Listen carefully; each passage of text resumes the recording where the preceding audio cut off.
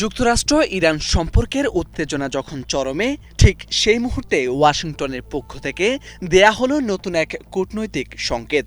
মার্কিন president Donald Trump দাবি করেছেন ইরানের শীর্ষ নেতৃত্ব তার সঙ্গে আলোচনায় বসতে আগ্রহ প্রকাশ করেছে এবং সম্ভাব্য এক বৈঠকের প্রস্তুতিও চলছে।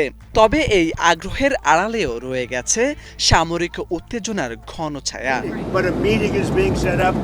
আন্তর্জাতিক গণমাধ্যমের তথ্য অনুযায়ী স্থানীয় সময় 11 জানুয়ারি এয়ারফোর্স ওয়ানে সাংবাদিকদের সঙ্গে আলাপকালে ট্রাম্প জানান ইরানের নেতারা তাকে ফোন করেছেন, তারা আলোচনা করতে চায়, একটি বৈঠকের প্রস্তুতিও চলছে। তবে সঙ্গে সঙ্গেই তিনি কড়া সুরে যোগ করেন, বৈঠকের আগেই আমাদের হয়তো পদক্ষেপ নিতে হতে পারে। একদিকে আলোচনার আহ্বান, অন্যদিকে সামরিক হুমকি, দুই সংকেতই একসঙ্গে দিয়ে যাচ্ছেন প্রেসিডেন্ট ট্রাম্প। এতে অনিশ্চয়তা আরও ঘনীভূত হচ্ছে। তবে ইরানের পক্ষ থেকে এখনও আলোচনায় বসার কোনো তথ্য বা আনুষ্ঠানিক বিবৃতি পাওয়া যায়নি।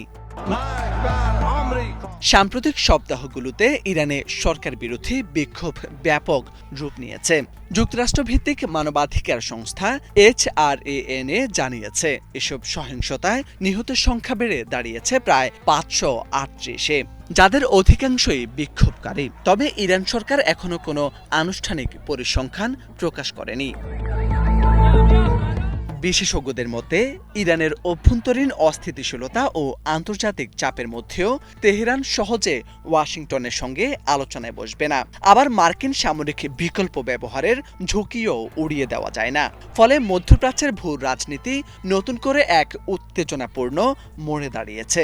ইরান যুক্তরাষ্ট্র টানাপোড়েনের এই নাটকীয় পরিবর্তন কূটনৈতিক আলোচনার দিকে যাবে নাকি সামরিক সংঘাতের দিকে গড়াবে, সেটি এখন বিশ্ব পর্যবেক্ষকদের মূল প্রশ্ন।